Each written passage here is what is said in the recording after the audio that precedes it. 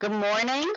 This is Rise and Thrive with me, Josephine Tarrant at USALA Media.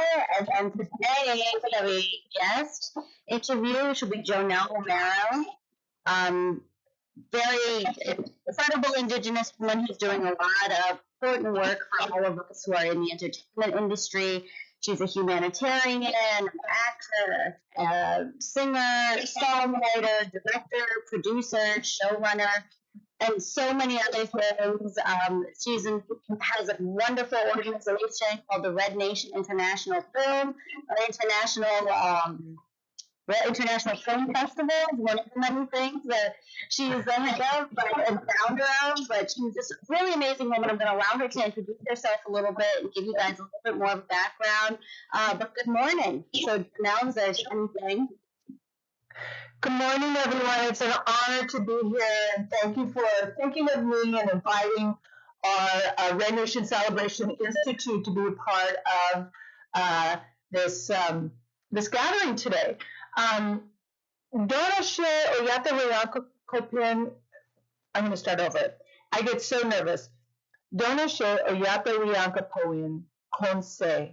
I introduced myself in my language, Apache, and my Lakota name that was given to me by Leonard Crow Dog. I'm a traditional sun dancer, and so Oyata Weyanka Poin means people who see this woman. And our organization is called Red Nation Celebration Institute, and we're in our 25th anniversary. Quarter of a century.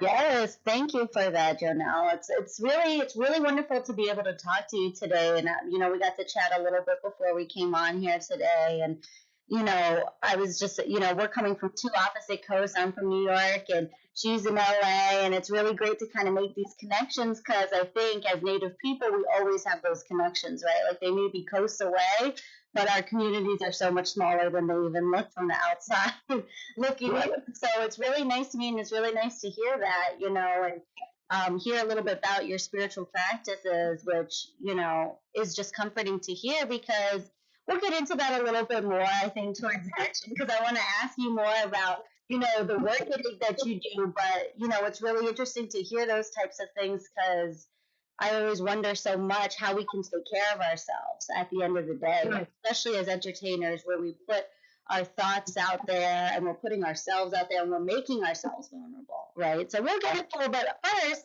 I really want to talk about, all of this incredible work that she does, because reading through her bio, I'm just like, oh my gosh, I'm so excited for this interview. So she's been shortlisted for an Academy Award with her, now is this a documentary, I believe, right, which is the American Holocaust When It's All Over, I'll Still Be Indian. So I would just love a little bit more details on, I think what your inspiration for that film was and what it is you were hoping for, what message you were hoping to convey with it. Okay, so I haven't been interviewed about this film for many, many years. The inspiration, the vision of the film came to me when I was back home in Santa Fe in the 90s. And I had written a 90-minute feature documentary. And back then, this is like, I feel like a dinosaur. But back then, 100 years ago, no. Back then, there was only one documentary feature that was really out there, and that was the Muhammad Ali story. So when I went around pitching this, my idea, American Holocaust, When It's All Over, I'll Still Be Indian, everyone was saying, how are you going to address the whole Holocaust in 90 minutes? And, no one gave me money by the end of the day. Just So it was supported really by family. And the whole purpose and the intention of this film was to address, I was way ahead of my time, but to address the issue that we're deeply in today, and that is the blood quantum. Who gets to say who's Indian and who's not, and how dare we, the audacity, throw our children away because they don't have that stamp, that tattoo. So my heritage, my blood is that of Apache, Dene, Paiute, and Spanish Sephardic Jew. Okay, so my mom's side of the family came from Spain through Mexico and ended up in Pecos, New Mexico. And my relative, if you go to Santa Fe and you go to the big cathedral there, you walk up those steps, you go into the cathedral, you go to the right where the public gets to light the candles, and there's my relative etched in the glass there. He was the first ordained priest before this was the United States of America. My family in Pecos is very well known. My great grandpa. I wish if I had known we were going to talk about this, I would have brought all the pictures. Uh, but he built this church there, and it's still there. It's still a functioning, active church. And our family land is on the Pecos River there. That's my mom's mother's side of the family. Her dad was Apache, Muscalero Apache, and my dad's side is Apache and Dene, and that's my grandpa and grandma from my dad's side. I am relative of Lakota. When I was growing up, I grew up in LA. I didn't grow up on the res, although I've been prosecuted for that. I like to joke about it because it's ridiculous, you know. It's just oh gosh, this lateral violence that we Relatable. as Indigenous women, right? Native women. Um, but in any event, my mother was very close with Crow Dog, so we were brought up, Lakota ceremonies. So that's what I know. That's how I was brought up, and so that's what I do, and that's why I'm a sun dancer, and I for most of my life. But the film was really important to me because I didn't care about any of the film festivals. I just went straight to the Academy of Motion Picture Arts and Sciences. 22 films were entered that year and 9 were shortlisted. My film was part of that shortlist, and then 5 were nominated. But I have to say that the impact of this 30-minute, it's just 30 minutes, 28 minutes, and you could watch it on Red Nation Television Network. But the impact Take of notes. huh? I know. But the impact of this film has been profound, uh, a really profound journey because we're still here today talking about this issue. And as um, a grandma of 3, I have two grown adults, and I'm very, very, very concerned about the issue. And we as Native peoples don't have that luxury, if that's the right English word, to throw our people away. And we don't have we that's not the way of how we do things. We just don't do that. So this film is extremely relevant today, and because that one director Raul just came out with HBO Max, the extermination of all the brutes. So the reason why I brought up my heritage is because the American Holocaust film is about the American Indian and the Jewish Holocaust. That's what my film is about. The tie-in, because growing up, I always heard that Hitler learned what he did to our Jewish people by watching what the government did to our people. So in order to be a responsible filmmaker, I had to go see if that was gossip or myth or facts or what.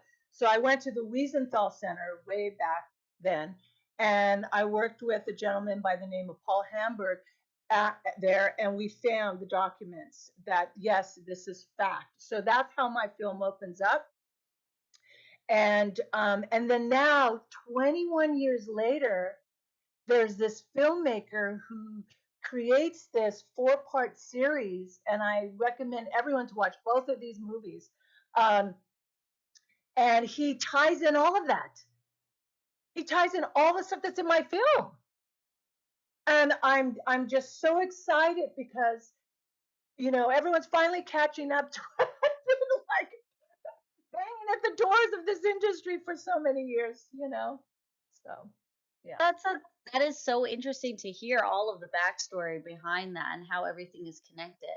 I think being out here, like I had a my great aunt, she had her first husband was Jewish, even though she was native. I'm actually a lot of tribes myself where I'm not really enough to be fully enrolled except for one because it's just there's so many, I'm Hopi, Ho Chunk, Kuna, and Rappahannock, and then like, whatever else anybody else was. So it's like that totally resonates because you do think about that, right? And it's kind of a burden we have to carry as Native people, where it's like we have to think about that when we have kids. We can't, you know what I mean? We have to think, well, my kid going to be able to be enrolled? Who are they going to be enrolled with? How's this going to work? Are they going to get all of these things that are really, I totally agree with you, are very against the grain of how our communities function, right? But Yeah. I think that's interesting because I did watch Exterminate the Brutes, which Oh. was incredible. I mean, it really was Yeah. just like, wow. I mean, I kind of felt for the first time as a Native person, even though it wasn't made by Native people, like we were heard a little bit. Because Yeah. I'm like, yes, please explain this because it is so much deeper. Like, when people talk about Columbus Day, I'm always like, this affected everybody. Like, y'all, like, I don't think everyone's understanding the velocity of this. It's not Right. just Native people, it's not just Tainos, it's Right. everybody. Every person Right. of color on American soil has been affected by this. Right. You think of the doctrine of discovery, which was implemented by people like Columbus. You're like, this affects everything. And I think Mhm. when they were showing the migration during like the Atlantic slave trade, like that was so interesting. It's very good, very interesting to see, and it's Yeah. interesting to hear the connection you're making, right, or you made in your film Right. between 21 years ago. right because it is such a valid connection. Like I was saying, like I had an aunt who was married, her first husband was Jewish, and so she became Jewish as well, Right. but she would always talk about that, and then Yeah. in turn, like my mother always talks about that, and like she would always like we would talk about like the similarities and like the Right. fascination of like just documents that they kept. So like unfortunately, I've seen a lot of like films about this, like a lot of documentaries, because my mom was like, always like, let's watch this, which is like Right. not very uplifting, but very insightful. And so seeing Exterminate the Brutes and even hearing what you're saying, just all of that meshing together and Yeah. connecting is really Yeah. amazing to hear because they said they took impeccable notes of everything. So Right. everyone knows exactly who they were getting this information from. Yeah. It's very, Yeah. yeah, I would definitely, yeah. Well, the That's other great. thing too, yeah, the other thing too is that you know, how we are as Native peoples is that, like for instance, I can only share my experience, strength, and hope, right? Can't tell your story, but I can share my story, right? And that is like, I have nephew that is Haudenosaunee, so I'm a relative of the Haudenosaunee. My dad's um, mother, my grandma, her brother married a full-blooded Pawnee, right? Who went to anyway, so I'm a relative of the Pawnee, right? That's how we do in our community. So this whole thing about enrollment, and it was designed to wipe us out. It was totally designed to wipe us out. And so for our own, some of our own, little handful of our own, to take on this whole thing of this colonial mindset and adopt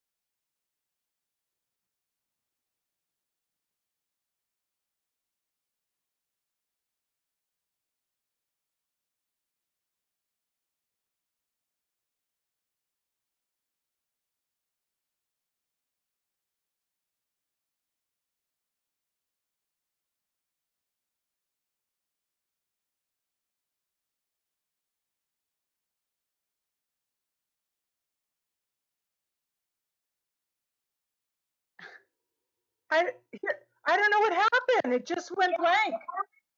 Did it happen to you too? Did it happen to you? Yeah, just it just went away. Yeah. Okay. Are we back? It's Everybody's the energies. The energies are out there. It's like you started getting too intense. WebEx shut us down. let me light the stage. Okay, so we're back. Okay, Okay, fantastic. Okay. So anyway, yeah. So just to wrap that part of it up, it's just we together we can, and as long as we're talking and sharing and having conversations like this in the open, being transparent, coming together, and really discussing this is very, very relevant today, and so such an emergency because our kids are watching, they're listening, and it's important that they know and feel awesome and wonderful to be native. and I think about that a lot, even within what I do, which is a lot, I think, less major when it comes to media representation than what it is that you're doing. But it's something that I think for like minds, you know what I mean? It's very relevant in that, you don't want any other natives who are coming up to feel ashamed for anything, for Right. being who they are, because there's nothing wrong with who they are, and we can't punish relatives because we don't agree with something their ancestors did. Like it gets really kind of Yeah. crazy sometimes, and you Yeah. just think about like when you look at your nieces or your nephews or your grandkids, and you're just like, I just don't want you to ever feel like you are Yeah. not enough, Right. because the world spends so much time doing that to native people as a whole, where we just feel like we are not enough. And it's like our culture is so rich, and I always talk about Yes. like how talented natives are. Like we're such talented So much people. Like talent. So much talent. when you look at like beadwork and the songs we create and the spirituality that we're able to connect with, and like like all of these paintings, the way we do hair, the way all of these things that we're able to Yeah. do, it's like we are such talented and creative people that it's like we deserve that respect in this world, number one, and we deserve that respect from each other. So it's very interesting to hear how because everything does kind of interweave. And I feel sometimes with native people, sometimes people have a hard time with that because we're not very lateral in that way. It's like everything connects to each other. Everything. Everything. Even making a movie that seems about something separate, it's not. Everything is connected, Yes. So I also want to talk about, so you're an actress, and so she's been in Powwow Highway. That's like, as anyone who's, native, that's like Indian movie staple. We have like Smoke Signals, Powwow Highway, and then Well, Powwow Highway came first. Powwow Highway was first. that's right. Right. So, I want to say, what is kind of, would you say, is the beginnings of your career and how you even, got into this industry? I guess a little bit of like what your spark was, whenever that was, Okay. to push you into this, and what were some of your first jobs, and how'd you get into Powwow Highway? How did that all end up into this now? Okay. All right. So I'm going to just condense it all in a minute if I can. My mom and dad grew up in New Mexico, right? They went to school together, whatever, they came together, got pregnant with me. My mom's mission and drive her whole life was to be a movie star and get the heck out of Dodge. Period. She whatever it took for her to get to Hollywood. She was 19. Okay, so when she was pregnant with me. And that was her dream. Like that was her dream. So she came out here. Her and my dad came out here, and my mom was really gorgeous, and she was like, everyone used to say that she was like a Raquel Welch double, but I think she's a lot more gorgeous than Raquel.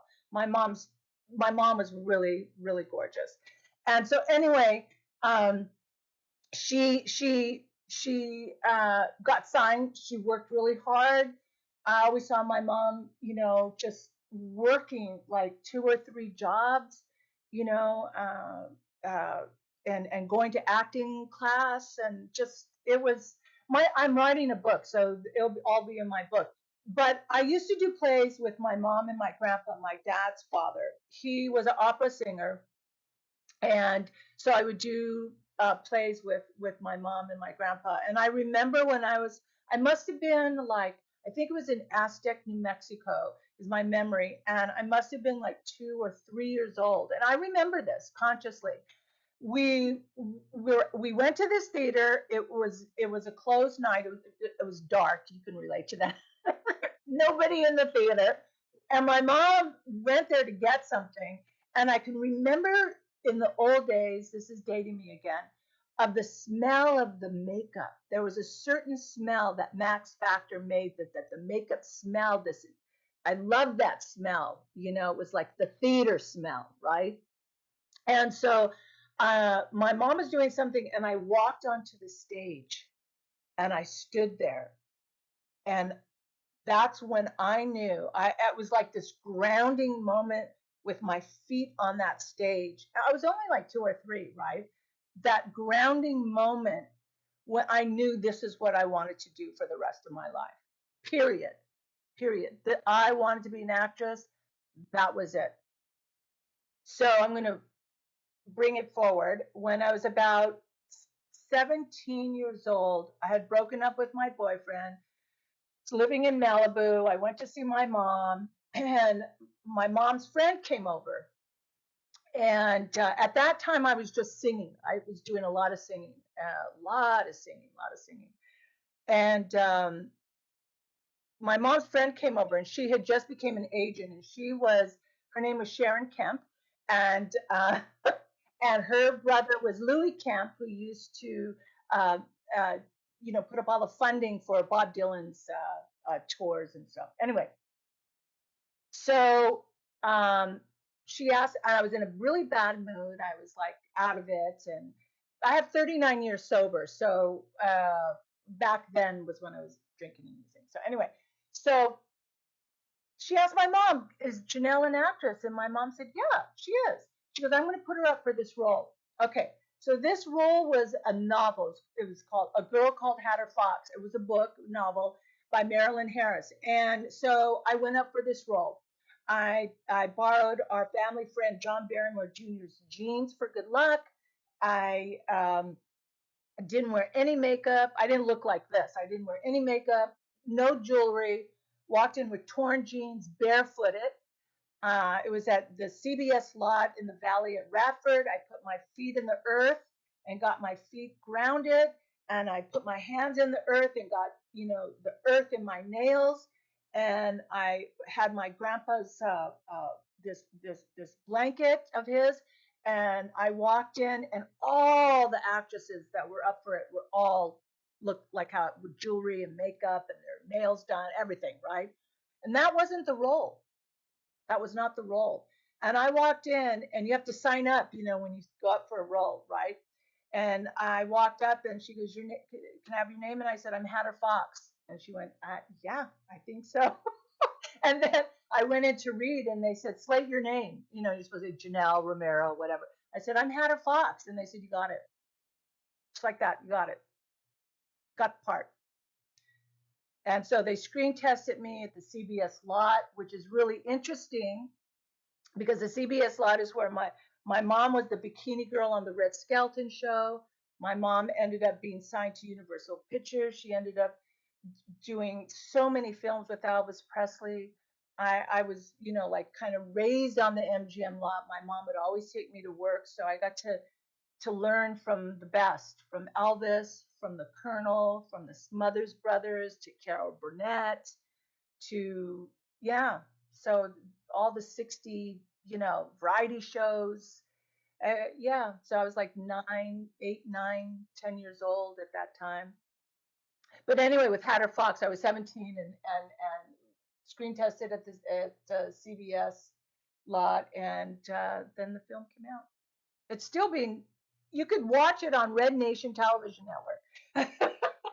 Red Nation Television Network. Make sure you Yeah. write that down, people, because I'll look that up. I mean, if it's on, yeah, that's great to hear. And so it's in you, right? And I feel like that's kind of you hear that a lot of times, like even I think of me, myself, like my whole family, we're all performers. Like this is a thing, and I guess that's how it happens a lot of the times. There's always somebody when they're a performer. There's always someone in someone's family, Yeah, even if it's not a parent. There's always someone who is there to yeah. kind of give them a little bit of the push and what it is that even had them interested in the so you talked about singing a little bit, and I wanted to get to that because I'm also a singer. So I was like, wow, that's why I was just like, oh, this resonates with me so much. I just love this because it's like it's like two different spectrums and two different point of views. So I know you went on tour with Sarah McLachlan and Sinead O'Connor and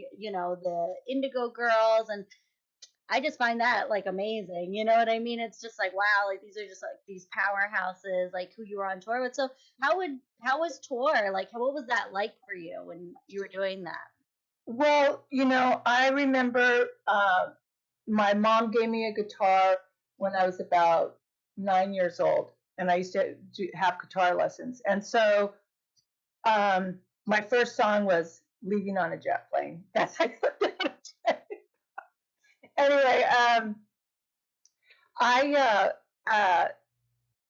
I've been singing for a long time actually, and I haven't been inspired to write for a really long time. I'm just getting into it, getting inspired right now to do something. I've been asked by two record producers; they want to take me in, and I'm really looking at that, really addressing that right now. But back when I was in my early 20s, I was in a relationship with Leonard Cohen, and I don't know if you know of Leonard Cohen.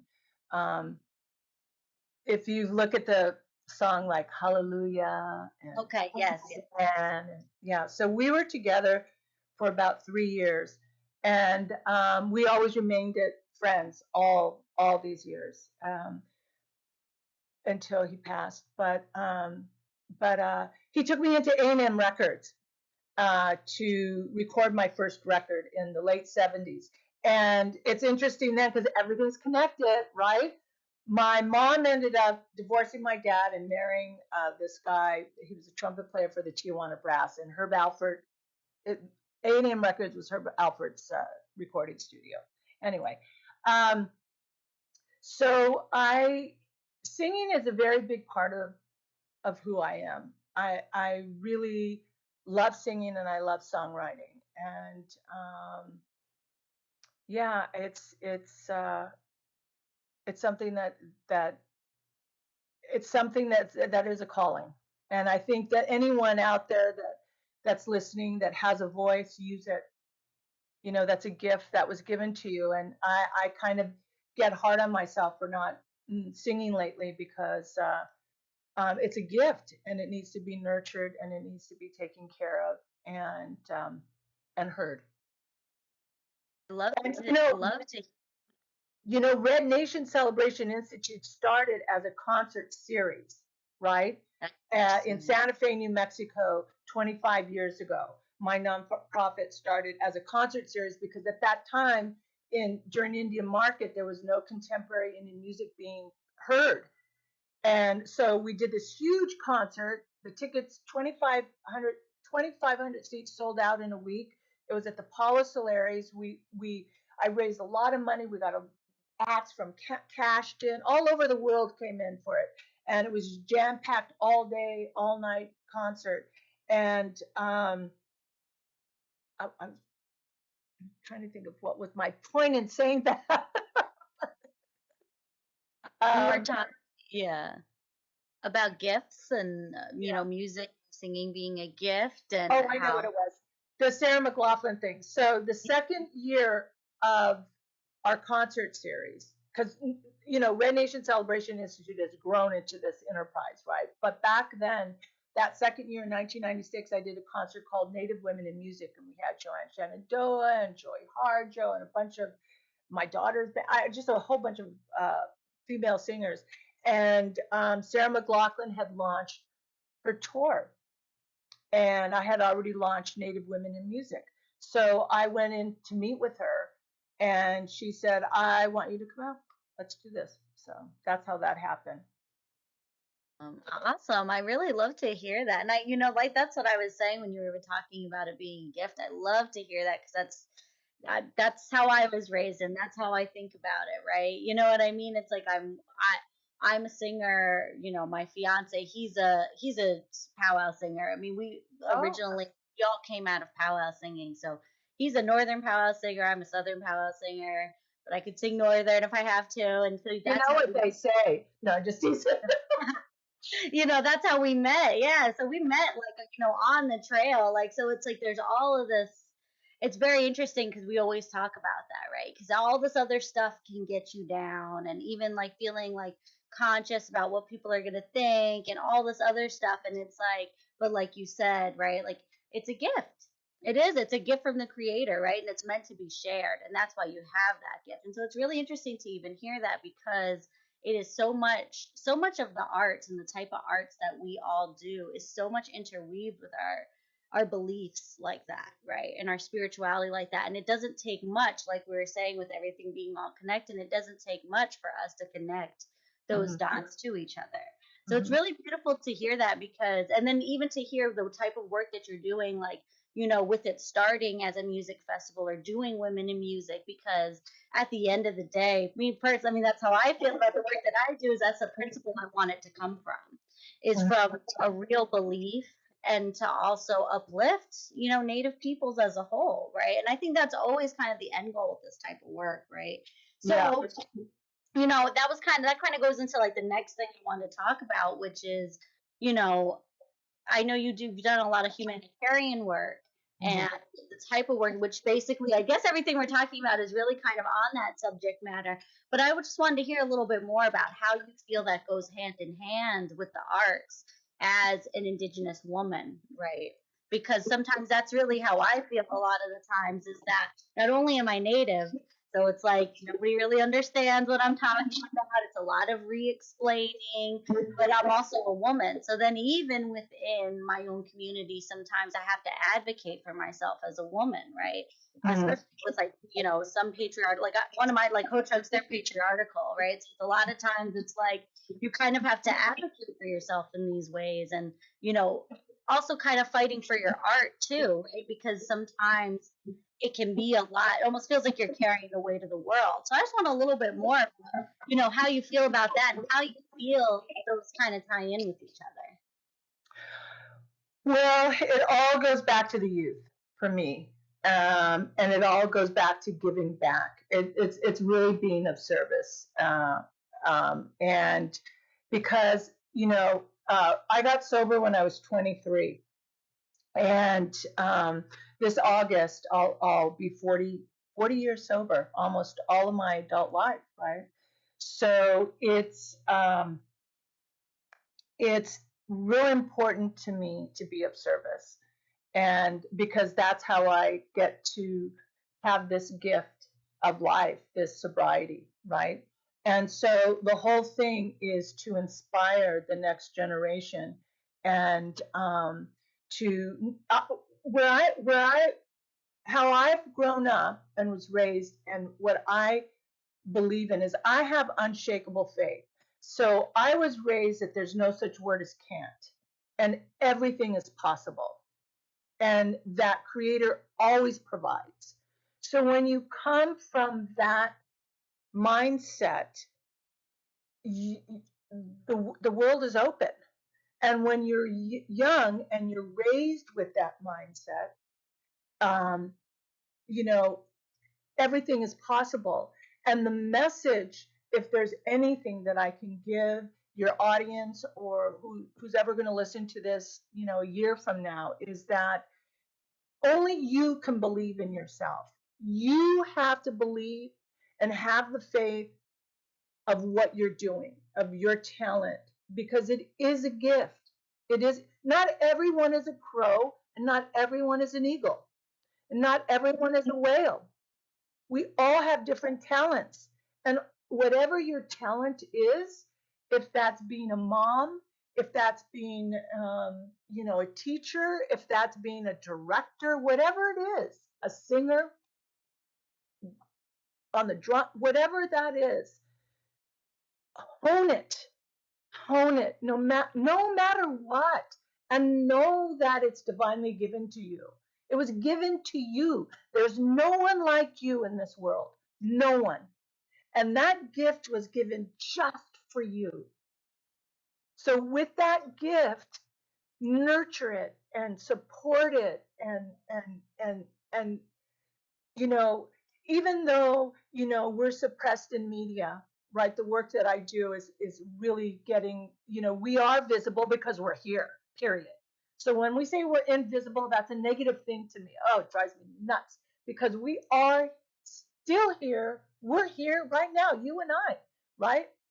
So uh so just do it. There's the only thing that can stop you is you. That's it. Not the naysayers, not the haters, not, you know, the supporters. You know, no one could stop you but you. So you have to really, really believe in yourself. And believe in yourself to have the discipline to Yep. do the work that you Yep. wanted, Yeah, no matter it's what not a it is. work. Yeah. Yeah, exactly. No, I really love to hear that because it is that, right? It's like you're given these gifts, these talents, and then it's your job to, like, keep keep going and keep it going, right? Because nobody can determine your self-determination. That's what you have to decide for yourself. Yeah, thank you for that. She's giving you guys game. So this is something, don't forget this.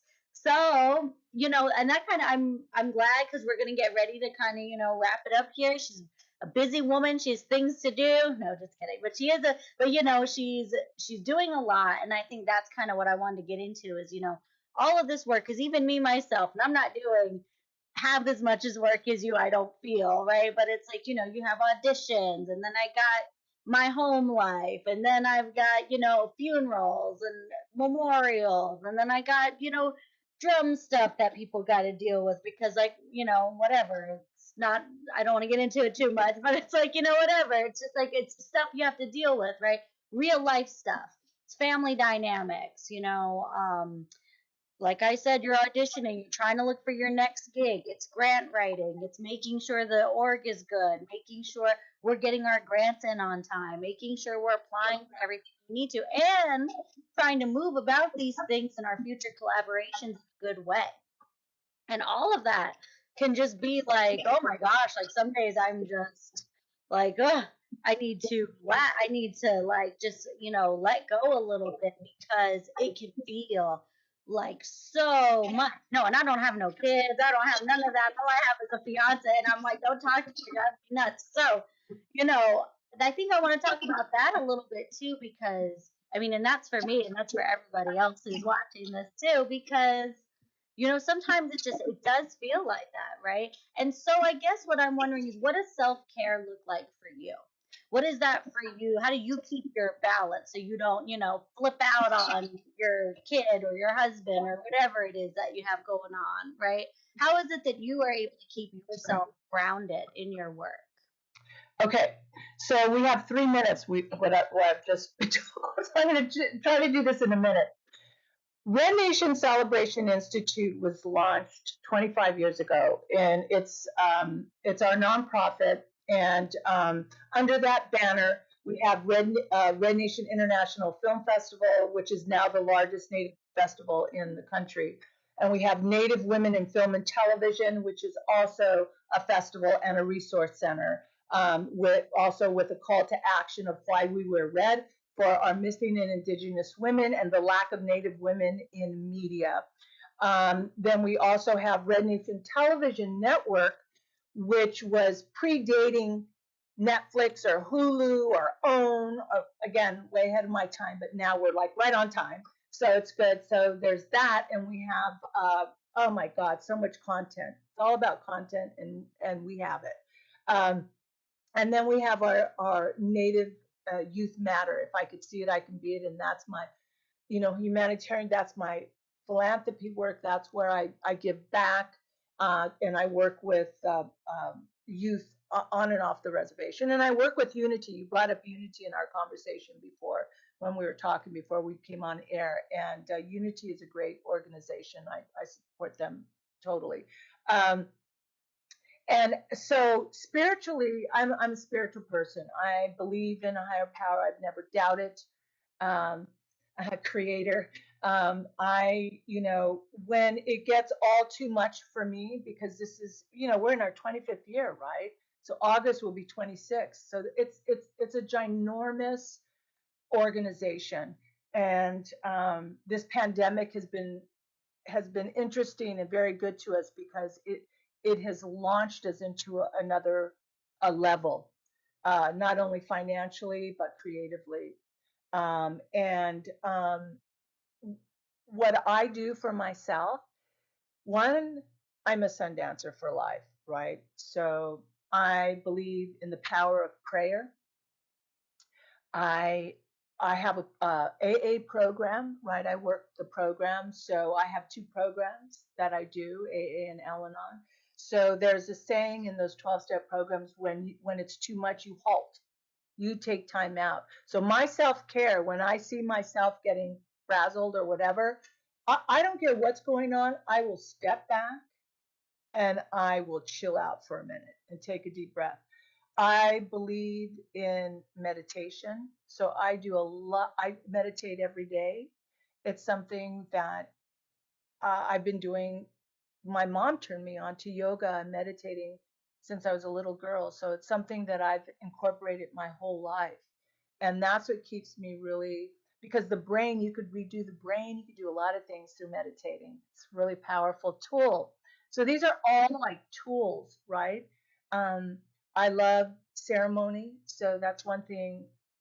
In fact, I'm taking 2 weeks off in July and going and doing ceremony, right? Um, yeah, so I really believe in exercising. I'm doing this new thing. People. It's called, really quickly. I'm doing weightlifting. I was doing CrossFit for 5 years. It didn't change my body. I got a personal trainer. I've had 39 sessions with him. My whole body is changing. I love lifting weights. That's my new thing. A mind, body, spirit, right? Yeah, yeah. And I hike every day because, especially with this pandemic, we're on the computer every day. So I have a wolf dog. So we hike every day. At the end of the day, I leave, I halt, I go and I connect to the earth, to nature, and to all the animals, whatever our visitors, that day. And I get my 10,000 steps in. And I'm religious about it. I'm 10,000 steps every day. That's what I'm about to go on a run and a hike right after this. So I love to, and I meditate. You know why? You know why? Because you come first. Yeah, no, exactly. You don't put your self-care first and you first, everything else will fall apart. She said it. You come first, right? And that's what we get lost in. So really quickly before you leave, it was really nice to talk to you today, Joanelle. Wonderful. You're gorgeous and you should be acting. And people cast her. Thank you. Yes, I'm trying to come back out to LA. So if I ever come out there, I'm gonna hit you up because absolutely. And it's really, I feel so good after talking to you today. This was such a good conversation. This feels good. I just came out of a lot of craziness and I just came out of ceremony myself. So it's really good to hear that and talk to you about those things because you always are trying to figure them out. So really quickly with our 1 minute left, it was great to talk to you today.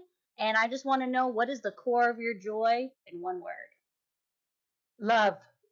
Yes, love. Wow. Powerful, you guys, for real. Like, it's really not often like that. You talk to a powerhouse like this, especially in the Indigenous community, especially as an Indigenous woman who's really out here advocating for us. So thank you for coming in today. Mwah, mwah. It was so great to talk to you all the way on the other coast. Thank goodness for this. And this was Rise and Thrive this morning at USALA Media, and thank you all for tuning in today. And I will see you guys next week or tail end next week. And it was great to see you guys. Have a great day and a great weekend. Bye, everyone. Thank you.